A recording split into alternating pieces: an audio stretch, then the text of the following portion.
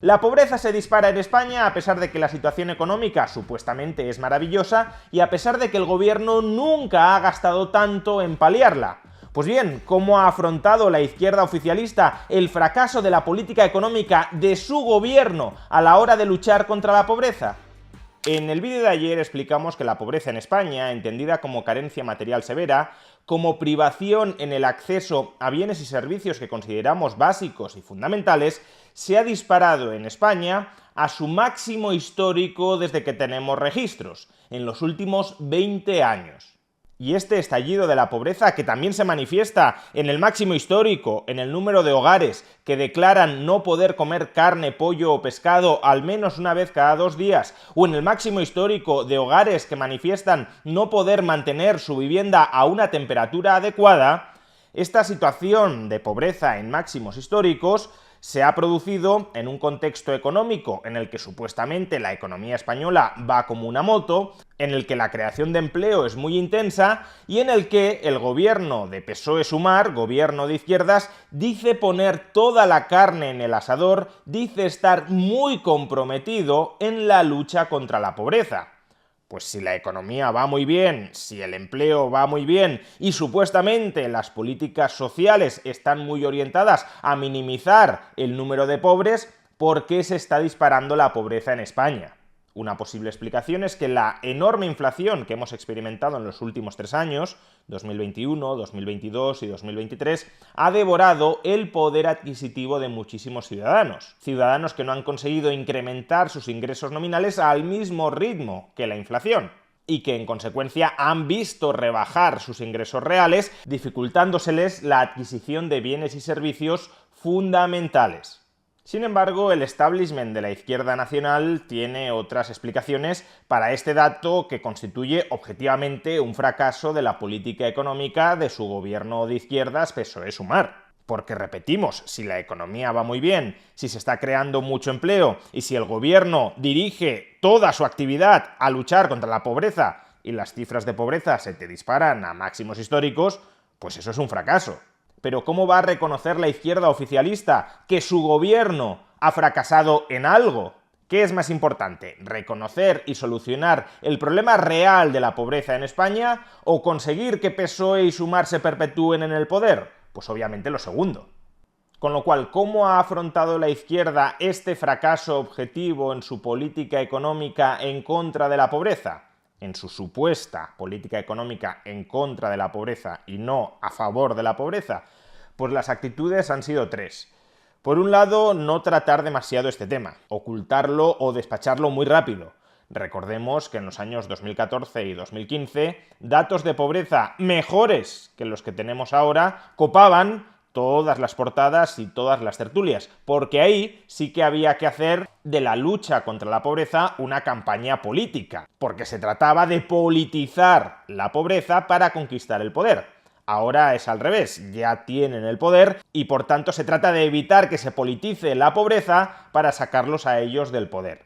La segunda táctica ha consistido en reconocer lo evidente, que estos datos son muy malos, pero atribuirle la culpa de estos malos datos no al gobierno, sino al conjunto de la sociedad.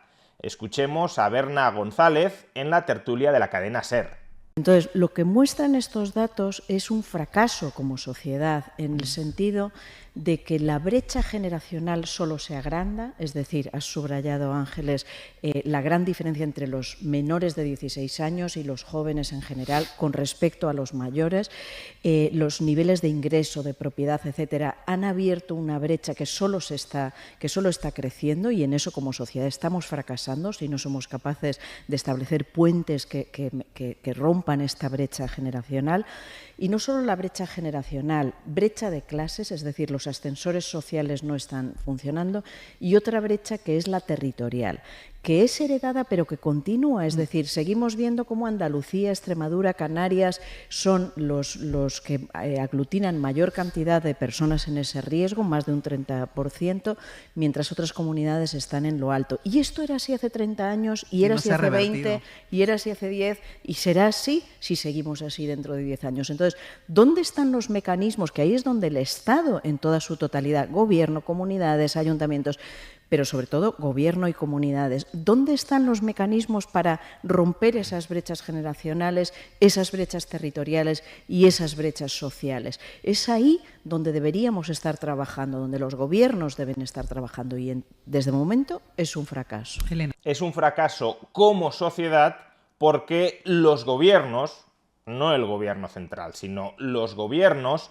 no están consiguiendo revertir una situación de pobreza que viene heredada desde hace muchas décadas. Por tanto, todos tenemos la culpa, no específicamente el gobierno de PSOE y Sumar. Pero hay un pequeño matiz que no encaja en esta justificación. Aquí no estamos debatiendo por qué las cifras de pobreza se enquistan, es decir, por qué no estamos consiguiendo reducir los niveles de pobreza con respecto a las cifras cosechadas hace 5, 10, 20 o 25 años. Estamos reflexionando sobre por qué las cifras de pobreza se han disparado a su máximo histórico. No porque no bajan, sino porque están subiendo en un contexto donde supuestamente se tendrían que mantener o bajar. Y el gobierno de PSOE primero, de PSOE Unidas Podemos después y de PSOE Sumar ahora mismo, alguna responsabilidad tendrá en todo esto, habida cuenta que ha colocado la lucha contra la pobreza en su frontispicio. No es que les dé igual la pobreza, o al menos eso nos venden propagandísticamente, es que no son eficaces, no digamos ya eficientes, a la hora de contrarrestarla. Y si te propones algo y fracasas a la hora de conseguirlo, pues evidentemente alguna responsabilidad tienes tú. No la sociedad en su conjunto, sino tú en particular, la institución con competencias para establecer las reglas relativas a la creación o destrucción de riqueza dentro de una economía y la institución con competencias para redistribuir, supuestamente en beneficio de los pobres, esa riqueza que se está generando en sociedad. Y si la institución que tiene esas competencias y que dice que quiere utilizar esas competencias para luchar contra la pobreza está fracasando a la hora de reducir la pobreza porque se le ha disparado a máximos históricos, pues de nuevo, alguna responsabilidad tendrá esa institución, ese gobierno, no el conjunto de la sociedad, sino ese gobierno en particular. Y la tercera estrategia que ha utilizado la izquierda oficialista para disculpar a su gobierno, al gobierno de PSOE-Sumar, de estos históricamente malos datos sobre la pobreza, ha sido negar que en realidad haya aumentado la pobreza.